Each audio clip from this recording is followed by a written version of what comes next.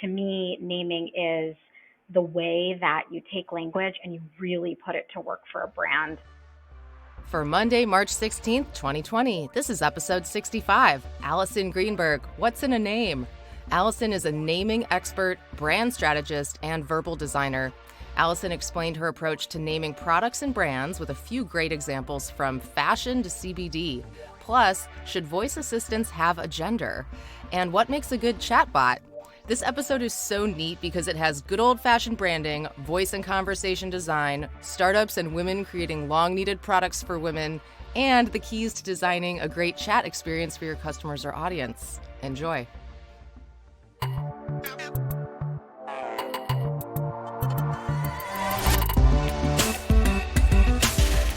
Welcome to the Beetle Moment Marketing Podcast, an exploration of marketing and business with a focus on emerging technology and voice.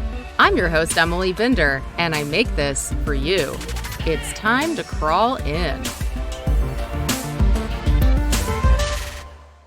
Welcome back to the Beetle Moment Marketing Podcast. I'm Emily Binder, and I am here with my very special guest, Alison Greenberg.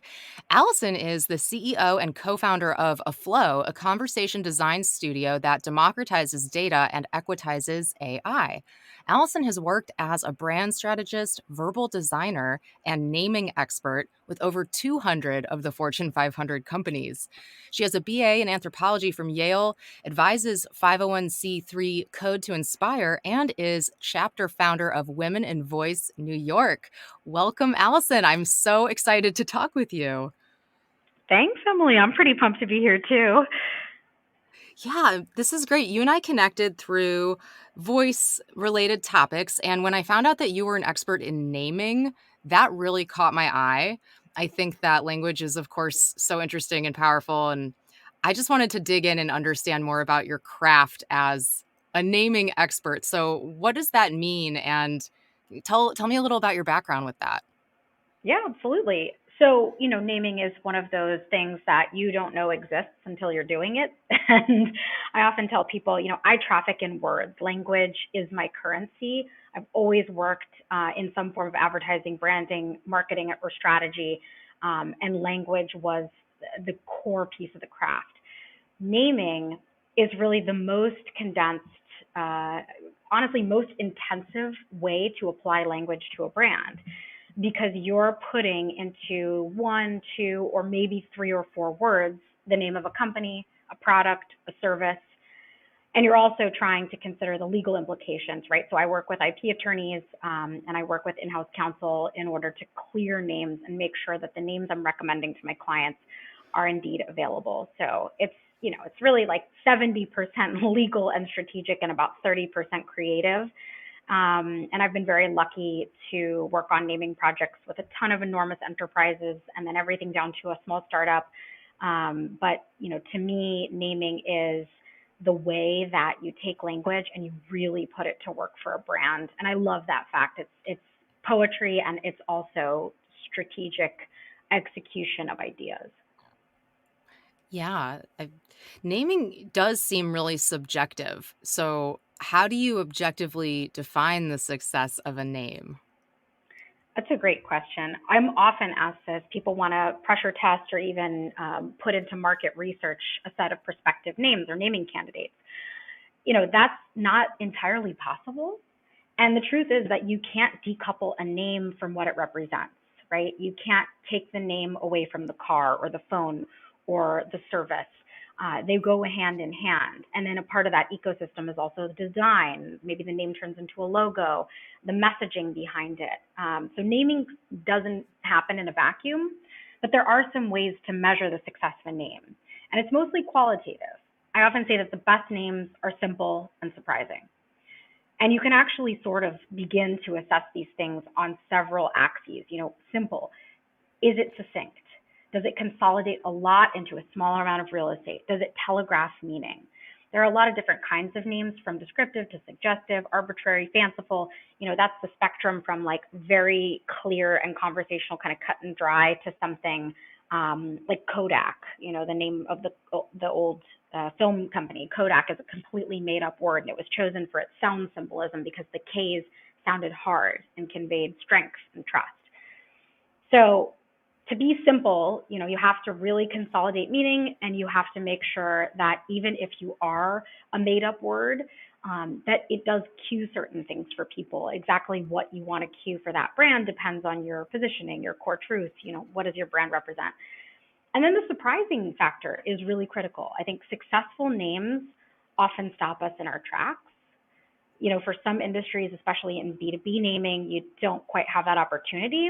But increasingly, we are seeing that B2B platforms, services, and products can be named creatively and surprisingly. And one of my favorite examples is Slack. When you're on Slack, you aren't thinking about slacking off. You're not thinking about a Slack line. And really, you would never imagine a company called Slack being so powerful in the co-working and like digital workspace. It's a name that might cue for some people the opposite of what you want at work is a slacker. But in fact, Slack is great. It is easy to use. It's easy to say. It's memorable. People say Slack it to me. And actually, Slack is something that people use in order to slack off more, right? It makes your work more efficient. It allows you to take less time to share documents and communicate with colleagues and hopefully spend more time on actually doing the work. So simple and surprising. Those are my two criteria for a great name. Those are good ones. And I agree about the K sounds, hard sounds like Kodak, Slack. I find that the more memorable names do have harder consonants, and maybe you can enlighten me as to why that might be. But sometimes I find a softer sounding name, one that maybe has more P's or B's. It doesn't stick with me as much as something with an X or a K or a Z. Yeah, absolutely. So that's what I just mentioned, Emily, and you're cueing into an entire science. There's incredible experts in linguistics who study this phenomenon of sound symbolism. I think it's also called phonesthesia. There's phonosemantics. It's this idea that like the way a word sounds, those phonemes and the way they come out of our mouths, they have meaning, lexical meaning in terms of the way that language evolves and what word parts mean, but they also have meaning in the way they sound. And so there's this really incredible relationship between sound and meaning. And there are linguists much smarter than I am who could tell you how this field has evolved, but there is a representation of a word by sound.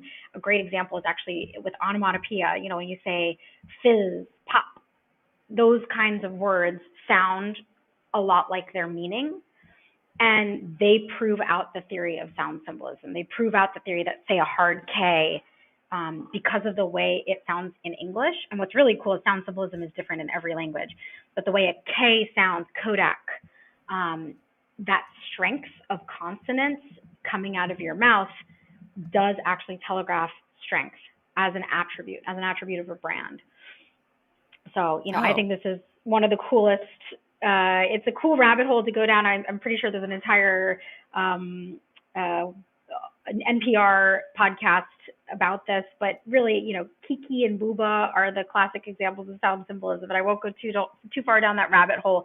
But definitely Google sound symbolism if you're interested in building a brand name or in understanding the way that sound itself has meaning beyond definition. Okay. Sound symbolism. You can go to beetlemoment.com/podcast to see the show notes from this episode, which is episode 65 with Alison Greenberg. And we'll have lots more resources, I'm sure, as the conversation continues. I wanted to ask you, as far as naming, you've worked with so many major brands. Are there any that you can talk about? I know you're under NDA with a lot of them. Mm-hmm. Any favorites that stand out or memorable projects approaching naming a brand or a new product? Yeah, absolutely. I appreciate the sensitivity. There's a lot of names I would love to talk about with enterprise clients, the Fortune 100s with a lot of name recognition. But I actually find just as fulfilling, if not more, the work that I've done for smaller companies, and the NDAs are a little looser there. So two favorites that come to mind. One is a name that I worked on very early in my career, and I've been so inspired to see how this brand has grown. Two young designers basically left the New York City fashion world, had been working for big corporations, and set out to build a name and a brand for their new venture. And when I met them, they were using a name that, unfortunately, this happens in naming all the time. They were using a name that they could not legally own. They were slapped with a cease and desist letter, and then they came to me and my team and they said, we need a new name, help.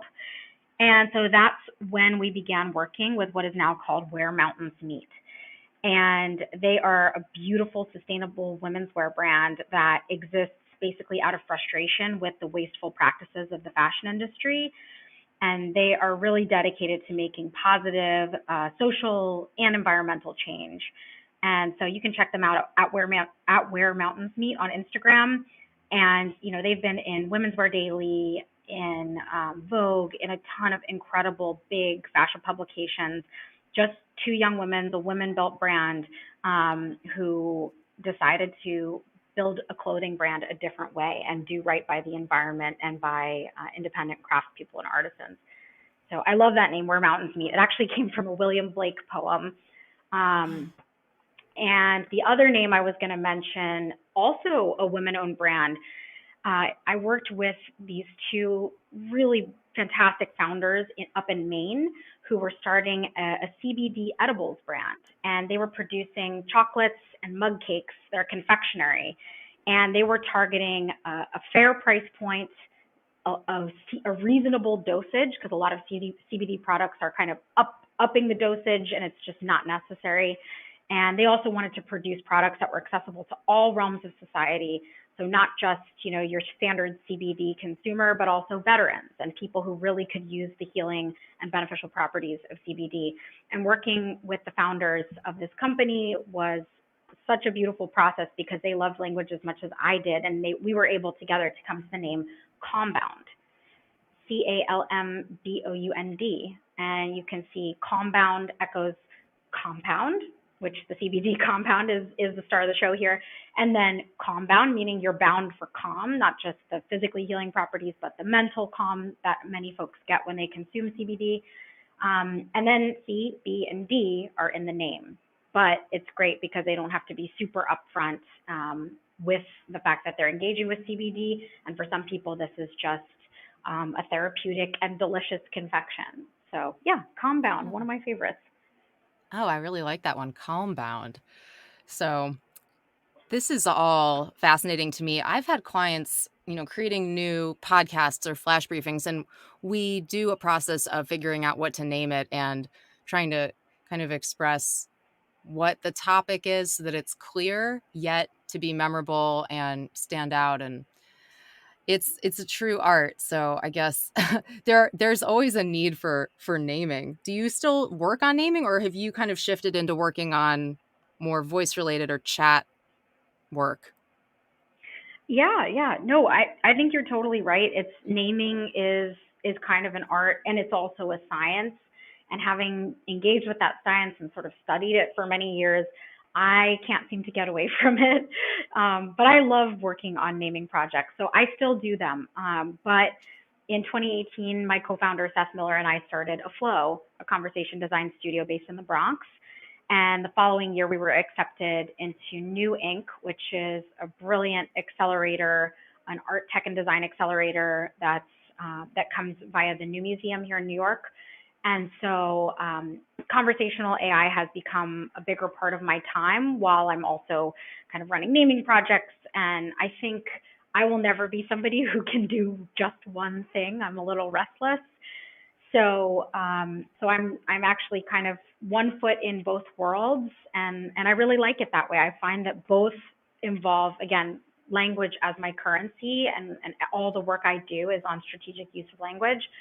And I find that many of my projects in conversational AI and in brand strategy and naming inform one another. Yeah, that's a really neat intersection. And that you have a background in anthropology also is just such a cool application. I think the most interesting perspectives come from more of an intersectional or diverse background. When we're thinking about a new technology, when we're thinking about voice, just having NLP in your background, you might be missing a whole human element. I'm not saying that those people can't do a good job too, but Mm-hmm. I have a background in psychology. I think that the understanding of neuropsychology, but then also social psychology and behaviors and heuristics, Mm-hmm. things like that. I mean, that all goes into marketing, and it's really just about communication, like this art of how we communicate. Something you said when we were discussing topics before we started recording, you said that it's so important to be brief because getting your message across concisely is more powerful. Can you expand on that a little bit? And like, where do you see marketing, branding, advertising today as far as like, are we using brevity? Are in brevity lies genius, or is it verbose? What do you think? Emily, I love the irony of expanding upon brevity. This is such a Oh cool yeah. question. But no, I mean, so to your point earlier about being interdisciplinary, I don't think brevity comes from any one place. It's very hard to say, I'm going to do something and I'm going to do it succinctly. I think, I mean, to your credit, having a background in psychology probably makes you better at hosting a podcast. And anyone I've ever met in this voice tech world has had a really incredible set of past experiences. It's such an interdisciplinary field. Um, I think brevity is something that can only come with that sort of cross pollination, with the ability to think about multiple things at once. And so, my background in caring about brevity definitely comes from kind of learning the ways of branding and language at Siegel and Gale, which is a brand strategy firm where I sort of started my career. And it's known as the Simplicity Company. And at Siegel and Gale, we're often encouraged to say, where can we find brevity? Where can we make cuts? How can you have less on a slide? I've carried that with me through my entire career. And so, that's a big hat tip to Nick Contis and Christian Turner and Jeff Schultz, Leah Chu, Dan Cohen, all my colleagues back at Siegel and Gale, and to the ethos there. But I think brevity goes beyond just the way you look at brand communications. It has to be done visually and verbally. It has to be done in sort of every way, shape, and form because we're constantly bombarded with information in this world. We're getting a lot of things through screens. And so I think this is something that carries over really well into voice and into conversational AI in general. You don't have a lot of real estate. You've got to say what you've got to say in as few words as possible. And especially in chat, where we kind of started at a flow, you're in a little window, oftentimes on Facebook Messenger, on somebody's mobile phone. If you're saying something in too many words, you lose the customer, you lose the audience. And so to me, brevity is kind of an endless pursuit. I've always said that writing can take as long as you want it to, and editing can take as long as you need it to. Editing is something you could do for years and years, and we can't let ourselves because we don't have that luxury. Right. This brevity thing is really interesting to me because in voice, like you said, we have limited real estate and really limited time. Because if it's multimodal, yes, you have a screen, often a smaller screen, like an Echo Show 5, for example, 5-inch screen. It's not an entire laptop screen, and it's not a mobile phone screen in the sense that somebody's face isn't very close to it a lot of the time, so the text can't be small. And the graphics that you use need to be impactful. You don't have a lot of space, or maybe they're not even looking at the screen.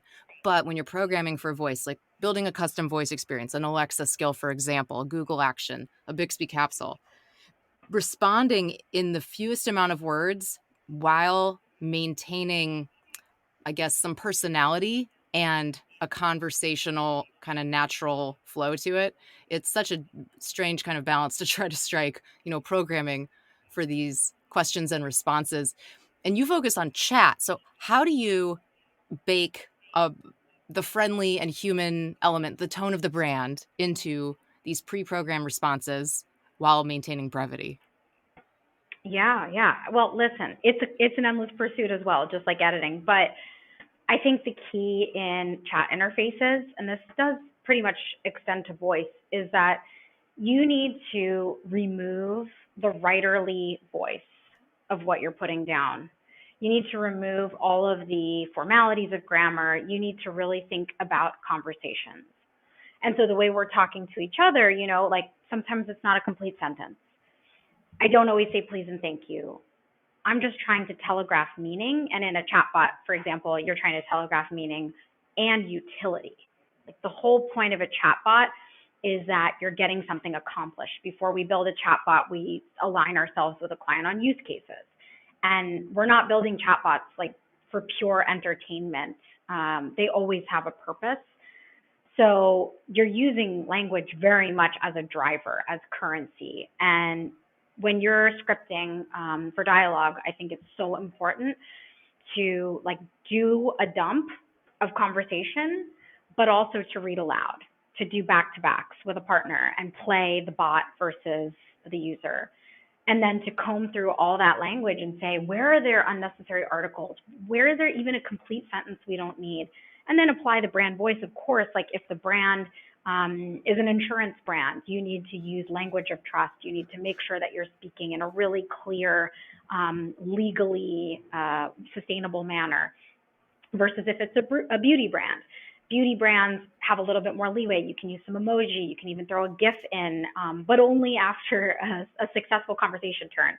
So I think what's really important as well is that people think chatbots are fun and novelty. They're not. They're strategic tools. And so brevity is a tool in that toolbox, essentially. And you need to use brevity when you're scripting to strip away all the unnecessary information and to make sure that every conversation turn is either informing, educating, or after something is accomplished, you can entertain. Okay. They're not just a novelty. These are strategic tools. I love that. I guess it is kind of a make or break experience. If you're looking at checkout, right? Like there's a cart, you're on a website, and the chatbot does a great job maybe answering a question about a product that makes you then buy it or buy a different one that's better suited. That will save a company money because there's not going to be a return, or maybe it's avoiding a lost sale. Exactly. And I think that's such a great example because there's a few ways that chatbots have been deployed typically, and it's often in the customer service sector. It's almost always for issue resolution. And I love to encourage my clients to think about bots not as problem solvers, but as solution creators. Like, think about it as a way for the user to find solutions. They may be coming to you feeling a little bit emotionally charged. Oftentimes, you're in a chatbot because you have an error that needs to be handled, or you want to talk to a person, but you can't get to them. So we just have to be really empathetic with users, and we have to acknowledge that there are many use cases for a chatbot, but more often than not, we can kind of flip the script and make it less about the problem and more about, I'm a utility. I'm here to help you. And I think that's the best way to show the power of bots is really just focus on solutions, not just on problems. Okay, so creating solutions. That makes a lot of sense. With bots, I've had varying experiences. I think I've seen recommendations that say if you are programming a chatbot, make it known that it's a bot from the beginning. Don't ever try to trick the user into thinking they're talking to a human being. Do you agree with that? Is that a good practice? And is that something that if you're programming a chatbot, would you kind of include that in the beginning of the chat? 100%. Yeah, totally agreed, Emily. I think that should be standard practice. That is our standard practice at a flow. We often can look to California to see the way that that law and policy will be shaped. And if you're familiar with the BOT bill, BOT stands for Bolstering Online Transparency, and it's the Senate bill in California 1001. California made it illegal for bots to pretend to be human. And that's really just echoing a lot of regulations like GDPR that filter from Europe into the States via California, which is obviously a state where a lot of technology kind of takes root. That's just good practice. Bots are often masquerading as humans. It sets expectations unreasonably. It gets people frustrated. And let's just be real with them. It's a bot. There can be a lot of ways to say that. I have to say bot and chatbot are kind of loaded terms, and I generally would not counsel any brand to call their own virtual assistant a bot or a chatbot. I actually like the term virtual assistant. I think it's a much better term. But I also think you can make your chatbot exist in the first person plural and just say we. We're happy to talk to you. Hi, we're here with X brand. What can we do for you? And, in that vein, I think it's really important to consider gender and to really think about the fact that, if you're already disclosing that a bot is a bot, does it have to have a gender? So Mm. that's part of my platform in Women in Voice, and something that I really care about is ensuring that the biases of the physical world don't get coded into the digital world. And we have a lot of issues with the way that bots are not disclosing A, that they're bots, or B, that they're mimicking female humans predominantly. And we see this especially in the voice bot world. So, I always commend folks who try to create a bot that is just gender agnostic. It just represents a brand, or it's gender neutral, or as Google does. I love that Google Assistant can be modulated. It can be a female voice, it can be a male voice. I think that's great. This is such a hot topic, right? Which is gender in voice assistants. I'm glad you brought it up. I think I would love your take on this. So, what are the reasons to avoid giving a bot a gender? For example, if you look at Capital One with Eno, which, hey, back to Hmm. naming, Eno is ENO, which are the three letters that make up one in Capital One. It's genderless. I think there's a lot of strategy that went into this. It's been successful by many measures. Is it good that it doesn't have a gender, and why? Yeah, to me, it's great that it doesn't have a gender. And, there's been a standard set, especially in the financial services industry. It's great to see bots like Eno or even Kasisto's Kai. There's no reason to give a bot a gender unless it's strategic. And I will give you an example. The bot we built for Swooby, which is a really brilliant women's care brand, they create bra liners, and are really solving an unmet need for women who experience underboob sweat. It's a super taboo topic, and there's a reason why the founder, Dawn Hunter, hired us to build her a chatbot. It's taboo, and taboos are hard to talk about with people. They're much easier to talk about with virtual assistants. So when we built Dawn's chatbot for her, Swooby is a women's care brand, and it made sense for the bot to take on a human persona that was female. And I think women feel more comfortable talking about their own personal health and personal care with another woman. In financial services, it doesn't matter. There's no need for a gender. And, I've counseled a lot of clients just to say, listen, your bot doesn't need a gender because it represents a brand. And brands typically, I won't say always, typically don't have genders. There are some brands that really only target themselves towards men or women or even non binary people. But I think just it's a strategic question. And then it's a question of where you want to fall on the spectrum of equity. And it can be tricky to execute gender neutrality. A lot of the time, it's a question of pronouns, or it's a question in the voice world of like, how will the voice sound? But, look no further than Q, the genderless voice that came out of Virtue in Denmark. We were really excited to partner with them and to start to build out a voice print, and think about a phone IVR. And that didn't materialize, but we were still really excited to be exploring the question, how can we execute genderless assistance? And it's possible. It may be trickier, but it's worth the challenge to avoid all of the implicit bias that comes with creating assistants of one gender or the other. Yeah, yeah. Avoiding that bias, because why go down that road if you don't absolutely have to? I think what is the Exactly. the bra brand that you mentioned? How do you say it or spell it? Swoobie. Yeah, it's SWOOBIE. Swoobie. Okay, that's really cute. I like that name. Um, Yeah.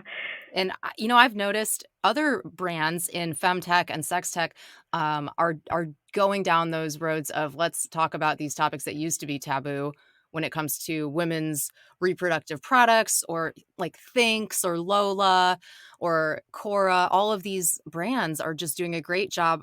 I'm not sure if they have chatbots or not. I've just seen it in kind of their messaging, their email marketing. Um, it's 10 years ago, you weren't seeing an email subject line that had the word bleed in it. And now Mhm. people are getting information they need, and the products are finally getting better after 40 years of basically zero R&D for that entire industry. Yeah, it's really powerful to see how specifically femtech has operationalized this. TIA, the Women's Health Clinic, they really kind of started as a chatbot, and I think this is one of the many utilities of chatbots that is sort of untapped.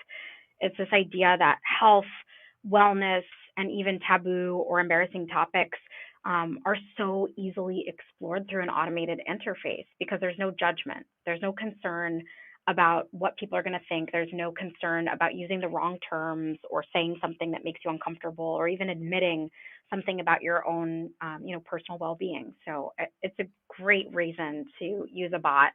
And it's a really scalable way to take these topics and make them accessible to a lot of people. Oh, absolutely. Well, we're just about to wrap up here, but before we do, I want to ask you kind of a fun question. You're Mhm. obviously a well-read, educated, curious person. What are you reading? Is there a book that you would recommend? Love it. Yeah, I have a book that I would recommend that really goes beyond voice chat or any of these topics. It's a book that I recommend, especially to women, but to anyone who is in a space like ours. It's a relatively new industry, and I get questions all the time through Women in Voice and just through colleagues in general. What should I charge? And what's a fair project scope?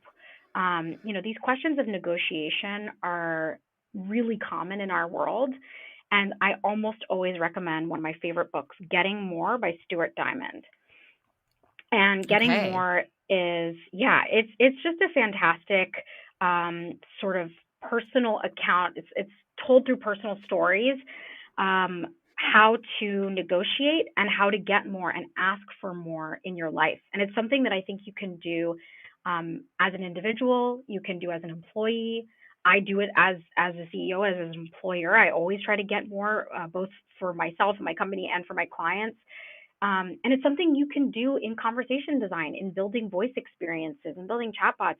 You need to sort of negotiate the relationship with the user. And, Stuart Diamond is this, he's a Pulitzer Prize winning journalist. He's also a Wharton professor. And I think what he does is to create a really engaging set of stories about his friends and students and colleagues and how they've gotten more out in the world. So it's everything from negotiating a salary to, you get a plate of French fries at a restaurant that are cold and, still frozen. And how do you negotiate your way into getting what you really want in this life? And to me, that is really the way that we can all sort of move closer to our full potential. Oh, I love that. Getting More by Stuart Diamond. We will have a link to that and everything else that we've talked in the show notes at beetlemoment.com/podcast for episode 65. Alison Greenberg, thank you so much. Let everybody know where they can connect with you. For sure. Yeah. Thank you, Emily. This was great. You can find me on Twitter at Alison Laura with a zero for the O, ALIS0NLAURA. You can also find a flow at www.aflow.id and check me out on LinkedIn. It's Alison with one L. Fabulous. Thank you so much, Alison. Thank you, Emily. When it comes to podcasts and voice platforms like Alexa and Google Assistant, are you confident that your marketing strategy is setting you up for success? I've helped dozens of clients in North America and Europe with voice marketing, and I offer private strategy consultations resulting in a customized action plan. Visit emilybinder.com/call to book your consultation in just a few clicks. That's emilybinder.com/call.